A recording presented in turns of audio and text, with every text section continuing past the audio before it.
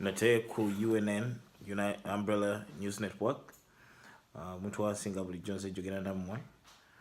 Kaakano nzize kusookera ddala obbeebaza struggle okuba nti mugibaddemu temukooye temupoye mu buli mbeera kebe ng'ebadde enzibu.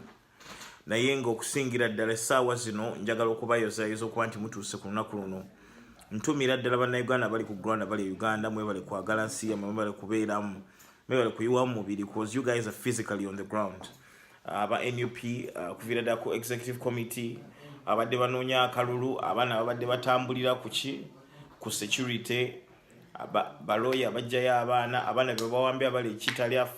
It's possible that some of these shows zigenda kufulumanga mukyali munda mujja genda ziraba luvannyuma abatufuddeko be basse be batetoyinze babatako obuvune mwebale nnyo saddaaka gye muwaddeyo tebadde ntono era abalala abali ku bitanda nga munyiga biwundu nammwe tubatumidde abali eyo nga babapoloosa babapaloota babawe ku busente nammwe mbatumidde nnyo amagezi gemba wa just mubeere bagezigezi ng'ebyana by'emisota kubanga tuyinza kuteesa na sitaani asigala sitaani. Kaakati mpozi n'ekirala ntuusa okwebaza eri bannaffe abagidde struggle abali mu diaspora nga mbadde mutoola akasente muwa obuyambi muwa moral support muwa guidance mwenna mbatumidde nnyo mwebale nnyo mwebali ddala. Ntumira nnyo bannayuganda ng'oli UAE abali Sharjah Dubai, Data, Business Bay, Jumeirah, yonna gye muli mu UAE. Ntumira abali Jordan, abali Oman, Saudi Arabia, Kuwait, Qatar, mbatumidde nnyo, Turkey, tubaagala nnyo, abali Iraq, Iran, yonna gye tuli, Palestine, Israel, mwenna mbatumidde nnyo, abali Japan, abali Korea, Thailand, Bangkok, abali Malaysia, bannayuganda nkimanya baagala enkyukakyuka muli bangi kubanga muli bitundu nga mubyegomba naye ng'ebitundu tebiba acceptinga mwagala mukole ebirungi bimulaba eyo mubikole ewammwe waka. Ntumira abali USA, abali California, Boston, abali New York, abali Texas, Austin, abali Michigan, abali New York, anywhere you are, Colorado, Florida, name it. You know, oli mu Uganda oyagala nkyukakyuka nkutumidde nnyo abali London namwe batumidde nnyo. Kakati leero sizze kwogera bingi nga bulijjo show zetukola zino zisobola okubayamba nga zituyambako okugenda mu maaso action ebeera eyimiridde ku ki nga tugenda mu maaso njagadde first of all muyiseewo akalango k'obuyimba tubadde tukomewo tugende mu maaso mwebale nnyo mwebale ddala.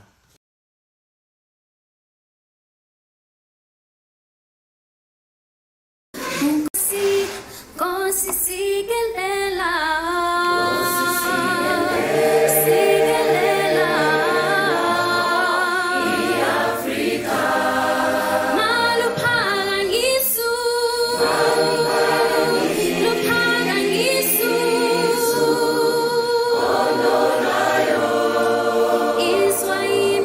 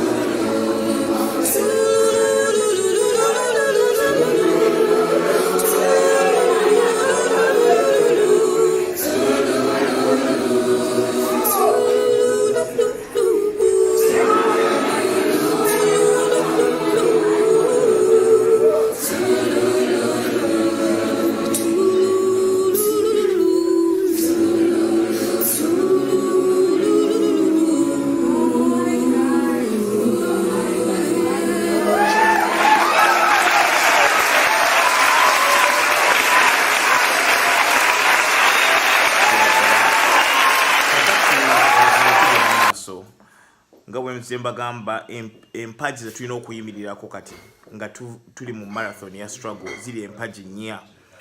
Empaji esookera ddala y'empaji ey'okumanya. Bannayuganda tunoonye nnyo okumanya. Mu kumanya tujja kuwona bingi nnyo. Ekijja omanya kinyaga bitono. Lwaki mbagamba ekyo? Tuli mu struggle. Naye struggle eno webanga ezitoyi nnyo n'ekwata omubabiro. Bangi abagiraba. Abali mu kulembeze balina obuyinza, balina ssente, balina n'amaanyi. Naye amaanyi amatuufu tegali mu bo, gali mu bantu.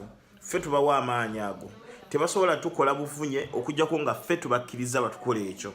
N'olw'ensonga mmwe abali abawagira enkyukakyuka mujjukize ab'eŋŋanda abeko n'ab'emikwano abakyakolera LRM, abakyakolera gavumenti eno, bakimanyi nti nno be batutadde mu position embi. Gavumenti ng'etwalibwa bantu eba ekolebwa bantu era ebeera eyamba bantu nga teyamba bali bulungi bokka abagaga bokka ng'eyagasa buli omu kuviira ddala omuntu wa wansi paka kwasembayo waggulu. So abali eyo mwagala enkyukakyuka. Naye nga mulina bannammwe nga bayimiridde nga balinga ebijinji, mbeegayiridde nnyo mwogereko gye muli. Balowooze nnyo ku biki ebyo bye beetaaga okulaba nga bibeera mu maaso, kubanga gavumenti entuufu ekolebwa abantu eba yeetaaga okuba nga eteekebwawo abantu ng'era buli omu ali accountable. Mu opposition mbadde nzija nnyo mbagamba nti nno nga katembe ke nasebya okukola nti nno self evaluation is important for you to be able to know nti nno kyengezaako okugyawo kye kino, nze ndi ntya, nsobola okubeera nga nteekawo system ey'enjawulo enaasinga eyo gye njagala okugyawo. Ekintu kye tulimu kaakano si kya nti vaawo ndye tojja ndya nti nno ono abadde alya nange kanzigende, nno twagala tuggyewo ekikyamu tuteekewo system ng'eyamba buli omu. Singa tuteekawo system ng'era erimu obwannakyemalira inawe, it is wrong because tuba tumaze biseera. N'olw'ensonga bannayuganda singa temuvaayo kunoonya kumanya, kyonna kye muba munoonye kye muba mugezaako okutereeza kijja kuyiika lwa nsonga temutegedde ensi evugibwa etya. Abakulembeze be mutaddewo tebamanyi bintu bino, kubanga usually the population will elect their best quality of a same person. Kitegeeza ki an electorate deserves their leader. Singa population ebanga abantu baleera baboofu tebalina kumanya, manya bagenda kulonda their best idiot nga naye muleero okusinga okubanga abafaanana. Why is the perfect example of who they are. So if we're able to get information, we're able to hold our leaders accountable because we know what we are looking for from them. But if we don't know what we're looking for from them, then chances are they can do whatever they want. So nvayo nenye mbagamba nti nno tujja ku meeting zino okumanya nti nno struggle gye tulimu si sprint nti nno okatumaze akalulu kiwedde butuwe entebe tugenda gifuna era yaffe go mu mateeka 10. Naye gwe munnayuganda ali wansi omanyi ensi efugibwa etya, omanyi omusolo gukolektingibwa gwenkanawa, igwe olwo omusolo oba ogubuuka ye obadde ng'obadde oguwa obadde omanyi we gulaga. Abakulembeze be mulonda be mutaddewo enkya n'eggulo, do you hold them accountable? Yebo bayina buyinza ki? Otegedde nti omugenda ogamba nti nalonze MP netazimya enguudo. Are you sure nti buvunaanyizibwa bwa MP okuzimba enguudo? Hold the right officers accountable. Musoma amateeka gammwe mugategeere. Abakola manifesto eya NUP neya NRM baali bategeera kozi tebayinza kukola kintu kya kisiru. Mwazisomamu ne muzikomparing, you might find nga manifesto zonna ezaako okuviira ku ya DP nga zonna zifaanagana. The issue is that if we do not want to do any kind of reading or research, chances are ebintu bibayitako mulonda muntu njagadde ono. Are you sure it is the person to deliver us or the system? So, no ensonga. If people are demanding a system, then the system will defend the people. If people are demanding an individual, chances are omuntu mutasobola kukyusa system mu nfundo. Fenna tulina okuwanirira oyo gwe tutaddeyo. Fenna nga tuli beeru, fenna nga tuli b'amazima. N'olw'ensonga mmwe bannayuganda bali abandaba mukimanye nti nno ensi tegenda kukyuka nga ffe tetwebeereddeemu. Nabagamba nnyo ne bagamba nti nno okuva ne tukuba akalulu kirungi, okukaprotectinga kirungi, n'ekikyasinza okuba ekirungi okumakinga sure nti nno omuntu gwe tutaddeyo atya ffe okusinga omuntu omulala yenna. Kitegeeza nti nno omuntu gwe walonda bw'abanga muffere nga mubbi nga badde abba ssente ez'eddwaliro oba ez'enguudo, omuntu oyo mumukwate mumwokye kiba kyetaagisa. Kubanga bw'abanga tabatya ng'ali wiringa okukola ekyo ekikyamu, manya ajja kulya ez'enguudo, ez'amalwaliro, ez'emmere, ez'amasomero, talina kyatajja kulya. Mbajjukiza nnyo nti bano abasajja nze ekintu kino kina characteristics. Abantu abalina emyaka 40 n'okwambuka 50, 60, 70, 80 nga bakyalemedde mu offices, they have nothing to deliver, I'm telling you. Kubanga bo balowooza nti nno ebyobugagga bigenda buva mu bukulembeze, which is wrong. Obukulembeze buvunaanyizibwa, olina kujja kuweereza n'ogenda eka n'okola emirimu egigyo. Bakulembeze bamwe singa okakasa nti omukulembeze wo azze mu gavumenti nga talina mulimu mukalu gwakola, si muzimbi, si mukinjaaji, tasala nviiri, si wa restaurant afumba nga omulimu gwe just kutwa mu gavumenti nakwasamu, oyo si mukulembeze mutuufu muganda wange. Omukulembeze nga tanajja mu bukulembeze ate kubanga alina omulimu omukalu gwakola, singa osanga tegubaddewo manya omulimu gwe agenda kuba alya mu ggwe ssente. Kusena kintu kyakola kiryawo kikalu. People must leave their daily jobs to go and sit in a meeting and discuss your issues and after go back to their daily jobs. People should not depend on the government, should not depend on the taxes of the government. I'm telling you for sure. It shouldn't be like that. As long as the MPs or the cabinet believe that the service is their job, that is how we are compromised. Because whoever can pay them, whoever can afford them, is going to make sure bakole ekyo kyayagala, not what we want. The only way to take that power back is by making sure we set these people on a, should I say, a pedestal, so that they are willing to do exactly as we tell them to do. If they are not willing to do as we tell them to do, then we are in trouble, my brothers and sisters. Because they are going to do exactly as they are told by whoever funded their campaign. Abakulembeze bangi bavuddeyo nga mubalaba ayagala okuyimirira okumanyiga abantu atuuka eri neewola ssente eza campaign awa abantu sukaali n'omunnyo. It is wrong first of all kuba nti nno sukaali n'omunnyo ne sabbuuni bigenda tuweesa omuntu akalulu. It's wrong. Kubanga amuwoze ssente ayagala interest. Amuwoze ssente bw'abanga muntu sekinomu nga business ye just kuwola ssente, kitegeeza agenda kuba akwatta ennyumba y'ono, kyapa ky'ennyumba oba ekyo bakyatako baki paka nga asudde ssente zaasubira mu musaala. Bw'onayisa budget ntino twagala okwongera aba MP ssente. Buli MP kabe opposition ajja kiwagira kuba bonna alina ki? Balina zironi. Kati bwe kijja nga bamanirenda bonna ssente ze bakozesa entuufu bazijja ku Museveni oba NRM, kitegeeza nti nno Museveni ye boss wa opposition MP. Kozi yabeera abawoze ssente yadde nga bakimanyi yadde nga tebakimanyi. Asobola okugamba nti nebbanja lyennakuwa erya miliyoni 2 okole campaign, kale oyiseemu naye ssente ezo ndi wiringo ozikusonyiwa singa onkolera kino. Teweetaaga kuvaayo kukiraga naye kimpisizeewo nze ssente nja kuwa endagaano nti ozisasudde. How are you going to compete with such a thing? Mukimanyi these are people who have the power of life and death. They have been bringing up people nga basezeeko obusajja, engalo, enjala, buli kimu nga bakyonoonye. Abaana ne bafa n'okufa. When you see such things, they play psychologically or in the subconscious mind of many of the people in opposition. So batuuka okutya nga batya. Naye nze mbabuli Abannayuganda bw'oba tofuddeyo okumanya nti nno okufa kwa buli omu. Ne wejjamu omutima ogwagala ogaa nti tujja ffenna tugenda kufa. It's a matter of who's going there before who. If you're going to choose death and that is your path, choose it on your own terms. Don't accept to die on your knees begging a slave. Accept to die as a hero. For kuvaayo aba UN nga sobola okubabulya information eno, tuba twetaaga obuwagizi mutuyambe mutuweereke musobodde. Mobile money kwali enamba mugenda kuba muziraba, cash app, PayPal, obuwagizi bwonna sobola okufuna kamera ezitegerekeka, tufune studio ezitegerekeka, tufune microphone ezitegerekeka, even money ezituyamba okukola research n'okufuna information esinga. Koza abasinga abadde bafuna bino ebintu nga TV ez'enjawulo zemumanyi ziri Uganda ennene, zonna zitya license zaabwe okuzibajjako kubanga abakulembeze abali mu gavumenti bebawa license. So kasitavayo na reporting ekintu nga tekibasanyusa nga license bagisika.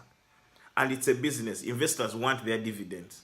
So if you want something that is going to belong to you, because all of us have our jobs, we don't want money or profit from this. At least I know I don't want. I'm doing this ngamoyo gwa gwanga because I know for sure Uganda we sijiwera omubiri, abachina tebagenda jiwera omubiri, abazungu abayindi n'abangiriza bonna balina ensi zaabwe. The only home that I know is this one. awakawuka w'omanyira we tuyina we wano. So twola kyonna ky'osobola ekitono nga bwe tujja mu maaso awo mwebale nnyo mwebale ddala. Abaagala okuweereza zi voice messages okuteesa ku nsonga eziriwo leero muziweereze. Show yaffe ya leero bagiyita the voice of revolution as everyday topic. What are you doing to redeem your country? What are you doing to bring forth the country that you want? Kiki ky'okolera Uganda empya gye weetaaga gwe ng'omuntu ssekinnoomu. Weebale nnyo weebale ddala nga tubalinda.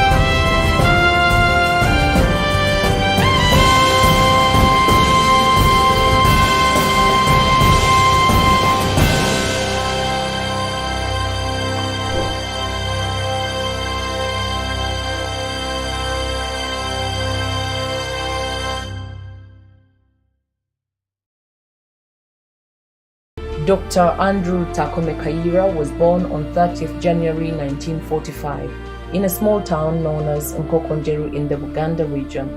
He is regarded as one of Uganda's forgotten heroes, a true nationalist whose love for his country sent him to an early grave. He was a lawyer and professor and had many accomplishments since 1971, with many of his accolades attained from his education and political experiences, both nationally and internationally. Significant is his doctoral dissertation titled Condoism in Uganda, which has awarded him an internationally recognized terminology now used in criminology. He joined several political organizations, including Uganda Freedom Movement, UFM, which he was the leader, the Uganda National Liberation Front, UNLF, later joining the National Resistance Army, NRA, which had once been his organization's rival. Dr. Kaira is regarded as one of Uganda's forgotten heroes, a true nationalist whose love for his country led to his premature death. He was just 46 years old when he was assassinated on 6th March 1987 during a dinner with his close friends and 3 female acquaintances. His killers have never been brought to justice.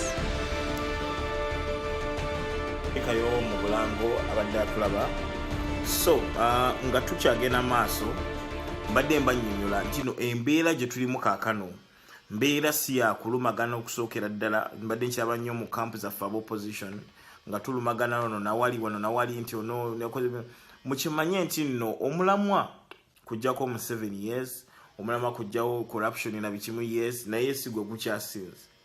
Mukimanye nti nno ekifaananyi ekinene kye tuyina kyabo abafuna mu mbeera etunyigiriza, be bazungu, be bachina, be bayindi, be bawalabu abagoba ddiiru ezitwala amafuta gaffe ebweru nga tufunako percentage 4 ezitwala gold waffe ebweru nga tetufunako, uranium tetulabako, ebyobugagga ebiri wansi mu ttaka bye tuyinawo ntoko nkuyanja tetumanyi. Bannayuganda tetulina kubanga tufuluma okukuba ekyeyokubonaabona okubuyana, tekirina kuba kityo. Abaana tebalina kubanga bagenda mu biyumba ekitutwala nitufuluma ensi yaffe kuba tetulina kumanya. Singa tubadde tulina okumanya, singa tuyimirira ne tulwana okulwana, mbagamba nti obwetaaga kuvayo bantu 100 kuyimirira ku street bajja bakuba amasasi gabwerere. Bw'oba onaalwana tolwanira we bakusuubira, olwanira gye batakusuubira. Uganda nnene, mukola ki mu Kampala? Jinja, Mbalala, Mbale, Gulu yonna mwekalakasize mu nsi yonna, temubeera ku Kampala wokka. Kampala bayaye bawambawo. Mukube Kampala ng'okuba n'ewalala yonna mufune enkyukakyuka. Okwekalakaasa okwemirembe mukulabe kugezezzaako akalulu mukakube mukalabye mwakakuba mukimanyi kigenda okukolebwa naye mwali musuubira nkyukakyuka. I don't know. Bagamba it's madness for you to expect different results when you're putting in the same kind of output of work. It is wrong.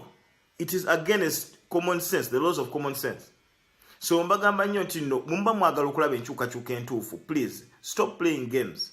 Stop assuming the things are going to do themselves. Abaana bakutte drone project mukitwala maaso, tubaagala nnyo, mwebale nnyo, kansubire obubaka mwabulabye, twabasuubiza nubagamba nti no olaba aba drone nga bagala okuwamba government yajeegaana government yagamba drone tibijambo la drone jikuba amayinja kola kyonna ekisobola okwetaasa baleme kutwala abantu bo kubanga bojekanga etambula ekyetwala mutabani wo muganda wo baawo sister wo mwannyoko oba mwannyinaze ezo drone muzikoleko emikolo bannange wetutuuse teri agenda tubeera twagenda tulopa drone abo ebyokwenera bagamba nti bamanyi drone ani azirimu ani azivuga tamanyi za nanyini ani so bwobanga oli eyo ng'obadde otambula n'ogiraba kakasa nti drone eyo bayina amamundu bazza kuwamba abantu tebayifayinze abo abantu bwe batyo mubakoleko emikolo amaanyi gammwe g'abantu buvunaanyizibwa bwammwe you have to take matters into your own hands because no one is going to save you. You're on your own, guys.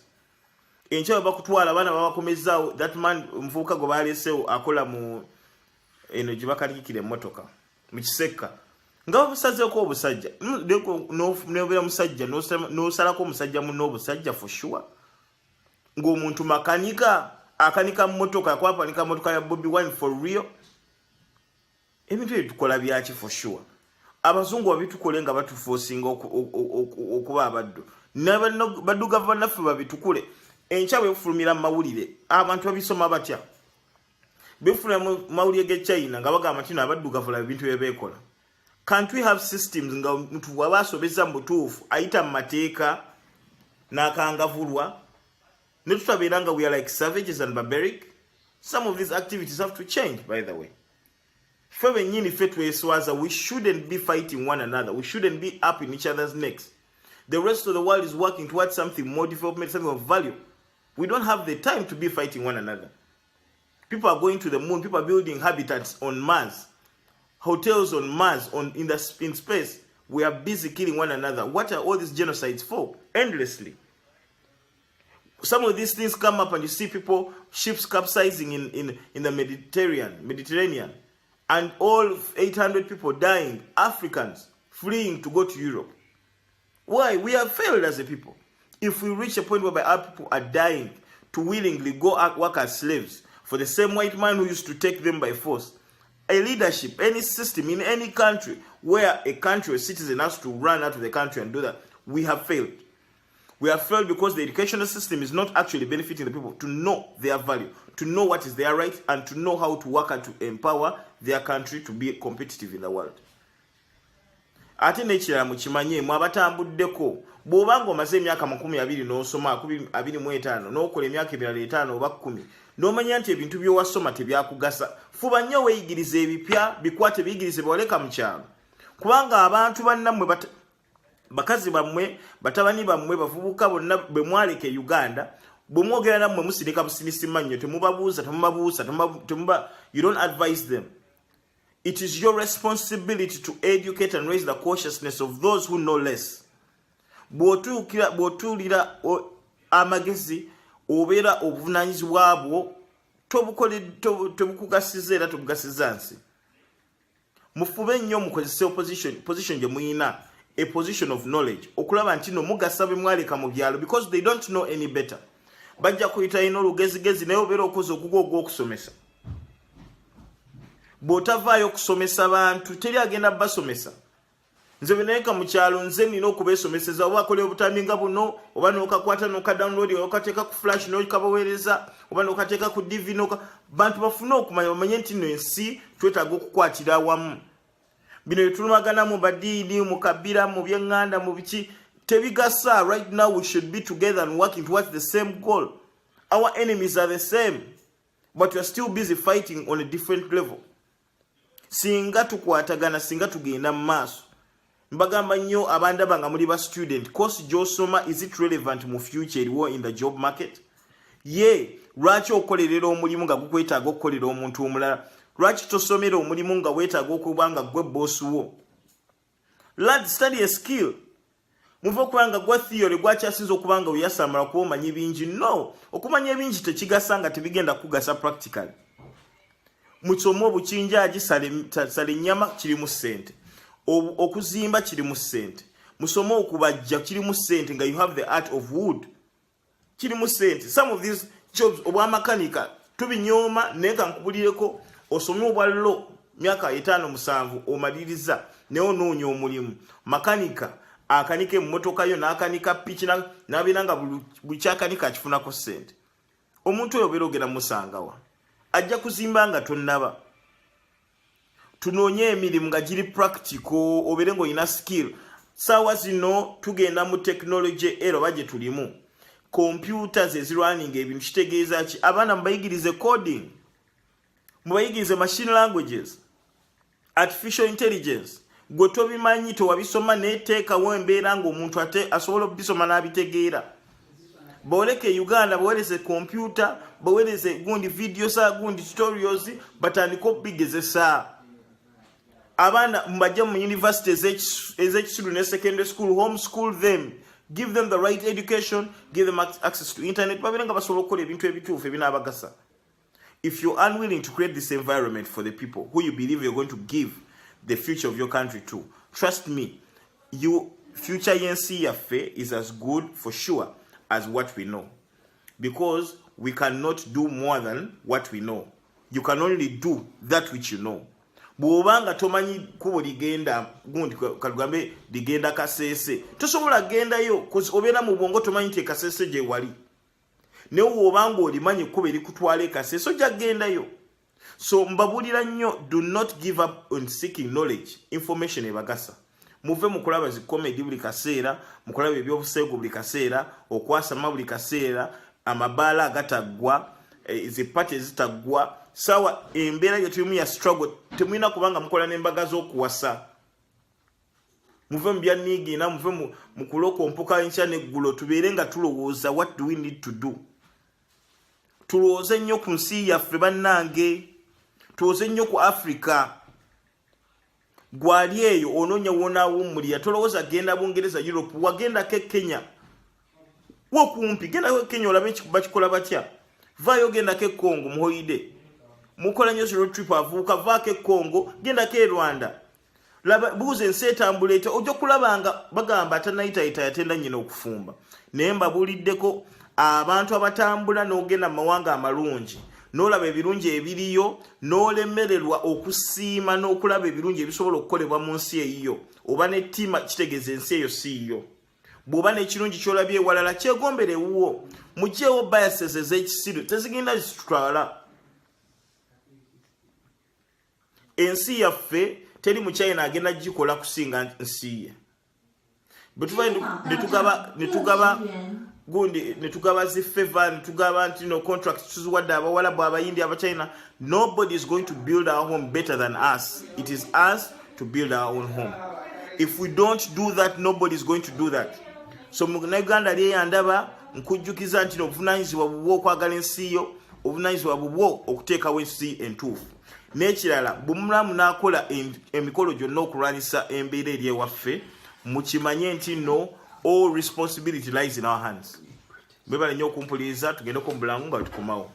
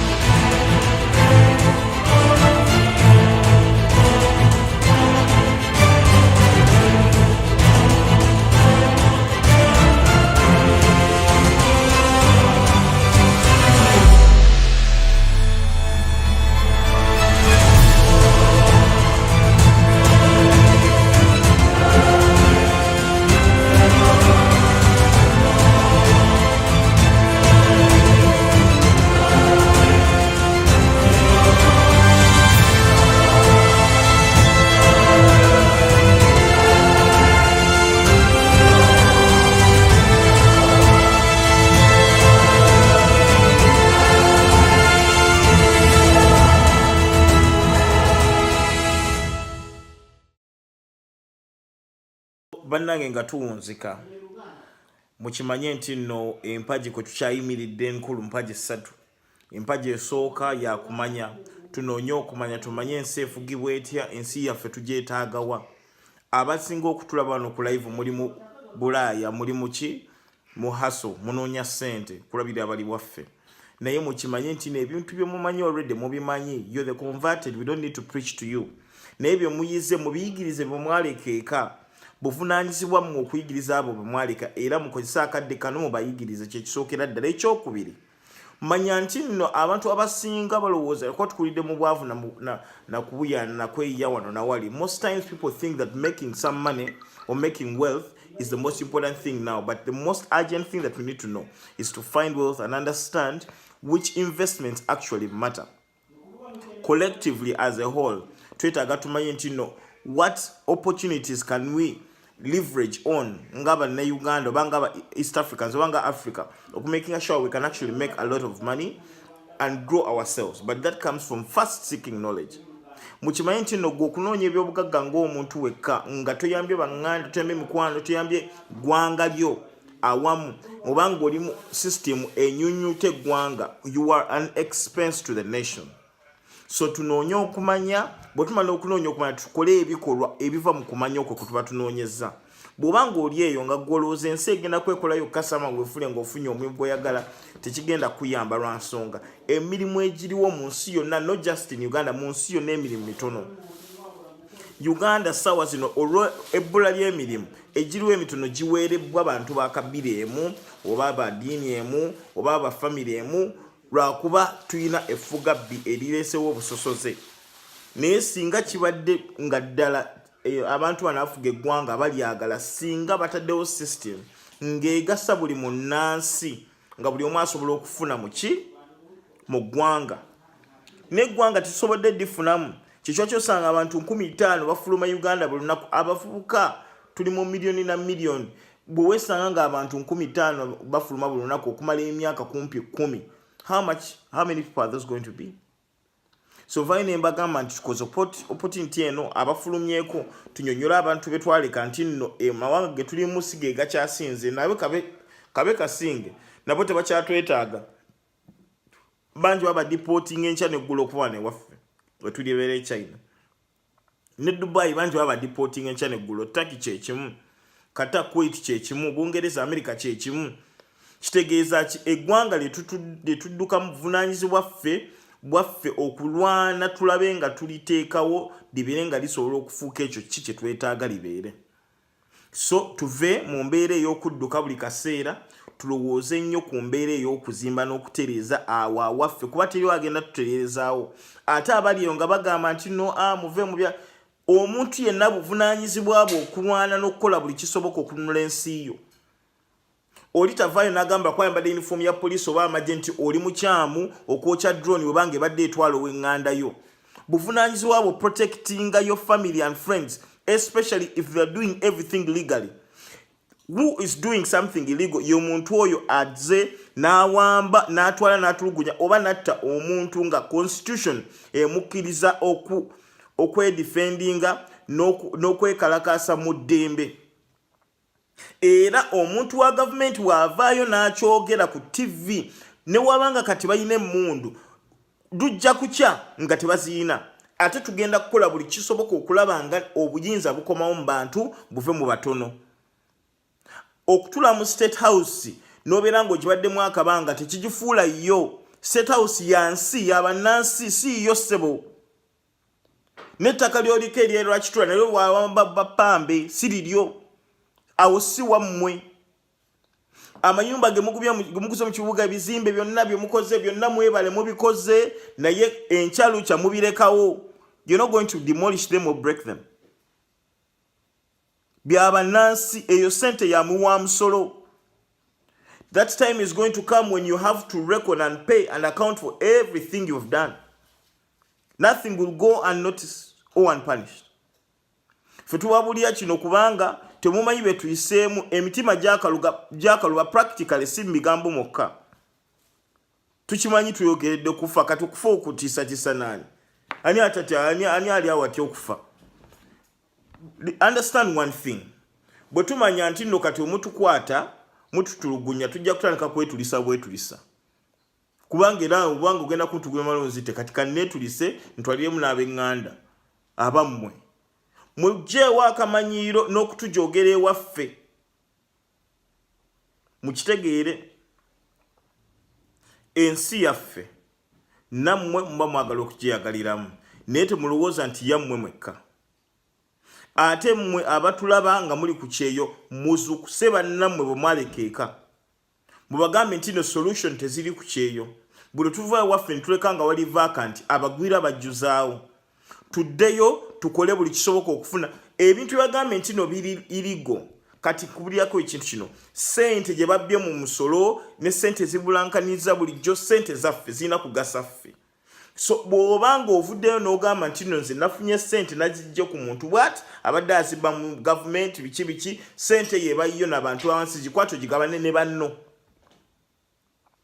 tosuubira nti nno bagenda kukwatibwa ekisa bayina ettima bano balya buli kamu bakabba mubirabye mu mawulire buli kaseera bagamba eza covid ze baatuwola zabbibwa eza gavi funds zabbibwa bantu be bamu it's the same cartel it's the same cabal. Don't think that you're going to solve these things peacefully only. It is a fallacy, it's fallacious, and it's a fool's errand to imagine that somehow somebody who is oppressing you is going to look within their heart and seek out or conjure out some remorseful, maybe pity upon you if they've been hell-bent at making sure you end up a slave all their existence. These people do not see a Uganda whereby we are equal. They don't see this. And it's sad because it should be the case. So when that is said, gwaliyo nolowooza nti no anze kasita nina akalimu singa nsobola kasita nsobola biri abaana bange mumbeera ki forever for how long are you going to be willing a slave?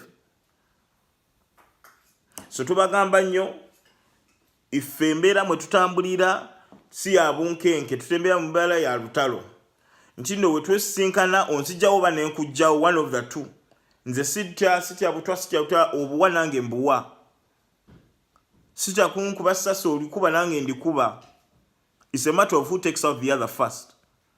So yes, come out knowing when you're coming, dig two graves, mine and yours. Era this has been kuba ne mentality ya buli omu nti no embeera mwe tutambulira manya nti no tuli mu lutalo muve mu by'okusiriwala okukyakala buli kaseera.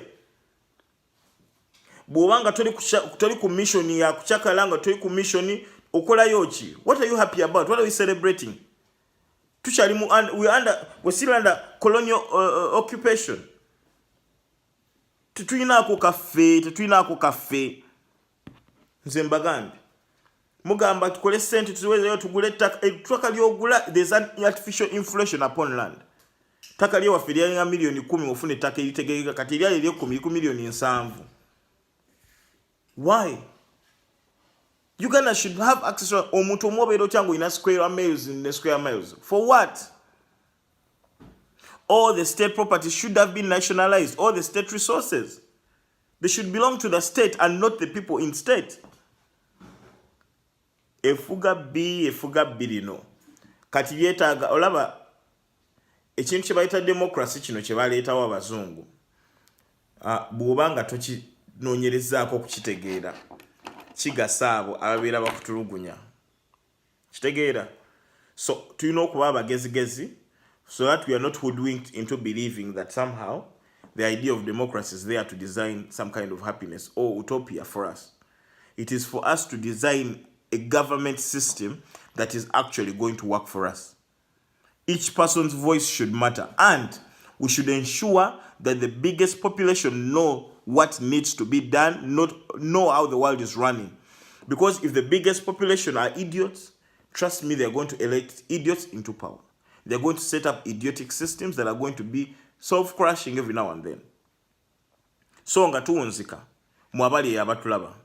You can call in, send in all your messages as much as possible, but remember one thing. To seek out revolution, the real revolution will not be televised. Abantu abagala nnyo kamera nga mbala bali mu revolution baga nnyo kamera babalabe nti no fetulwano abo abasinga be bakyasinza okuba sama n'okulya mu nsi olukwe. Gwe beera ng'oyimiridde ku mazima ng'oyimiridde ku ideology ideology gyenyimirako enchanego gyembagamba nti Africa eyawamu, Africa yetenengeredde, Africa etalina mabanja, Africa eyekolera ebyo byekozesa. Kalube lugoye lwoyambala nga olukoledde mu nsi yo yakirina oluguza abalala. Kazibe galubindi, kebe impeta, kachibe kibuli kyabuga, kebe TV, kebe masimu nga raw materials zonna ziri processed domestically. Nze nebuuza nti no lwaki twali twetaaga okukola pipeline ya ssente empitirivu ezo zonna nga tusobola okwekolera refinery ne twerefiningira ebintu and we export to other countries. Why did we have to create a refinery and to borrow so much money for it? Okay, in case we failed at that level and we needed capitalization, why did the capitalization come from African Union Treasury? Why did it have to be 70% French, 15% Chinese? Why? Katinga ffe tuyinachi. Twana baffe bayinachi, abazzukulu bayinachi, nothing. Sente France zekozesezza ezibba mu Africa in French African countries.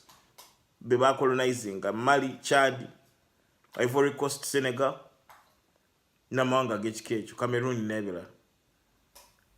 Bino ebintu buvunanyizibwa byo bimanya n'obiyigiriza abalala. Negotiation eza negotiatingira amafuta gaffe n'ebyobugagga by'ensi ani kuffe yazirimu. Yali famire y'abasirusiru. Museveni mukazi we ne sezaala we Kuteesa. Manyanga mukowe mukodomiwe mu Kuteesa. So nga mpunzika mbagala nnyo muzukuke kyonna kyokola okutaasa ensi yo. Chikole kyonna ekyetaagisa okukola toba na kutya. Tunawoza enkya. People power, our power NUP everywhere. Mbaganyi sikana enkya. Fengabakanda. We shall crush those enemies as we have done in the past. Yeah. You preach your nonsense, we shall answer you by what? Sabasajja. When you say this, atunde sabasajja mukamwa. But politics is about okutunula mukamwa. Now if you say sabasajja mukamwa, we shall crush those enemies.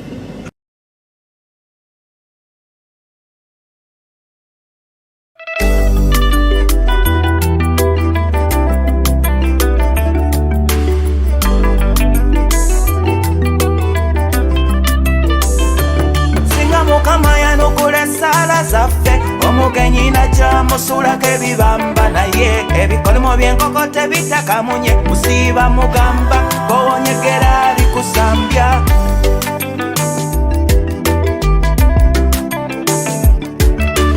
kandu kuvire ku ntono ng'omuyala asanze we bafumba omugenyi yandagenda kunyanga asenga kati akulungudde omwezi nalina enkoko yange lujumba nagimuwa nagirya obugenyi nalina ne bata yange kabuzi nayo yagirya dda tasaaga omugenyi atagenda omugenyi andabye nakuserwa gy'okwota mukoye omugenyi yasenga nasinza nnyini mwentanama omugenyi mukoye nze yajja tukubya mu ngalo kati atusesa amakete nalina kamyu kange kasodde nakoya kandyako nankube ebibenjagalo nalina embuzi yange bitanga nayo yajekwera nampe ebijanjalo okwekulubeseza ku munnanfuusi wabula kwefuulira nolozolera singa mukama yanukula esaala zaffe omugenyi najja musulako ebibamba naye ebikolimo byenkoko tebitakamunye musiba mugamba gwowonyegera likusambya omugenyi atagenda omugenyi andabye nakuserwa gy'okwota mukoye omugenyi yasenga nasinza nnyini mwentanama omugenyi mukoye nze oba tuttemu empisi tumuwalye tumulimba ennyama ya mbuzi eva wa mutanda baluvu banakkirira ekaganga naye mpulira alinayo muganga oba tumutegere kamyu mu butunda ebentanya y'okusenvula makanda wayo ya doodo tumuwa omunyango akotebwa omumira serengeta ettanda omugenyi atagenda omugenyi andabye nakuserwa gy'okwota mukoye omugenyi yasenga nasinza nnyini mwentanama omugenyi atagenda omugenyi andabye nakuseba kyokota mukoye omugenyi yasenga nasinza nyini mwentanama omugenyi mukoye nze omugenyi yasenga omugenyi mukoye omugenyi atagenda omugenyi yasenga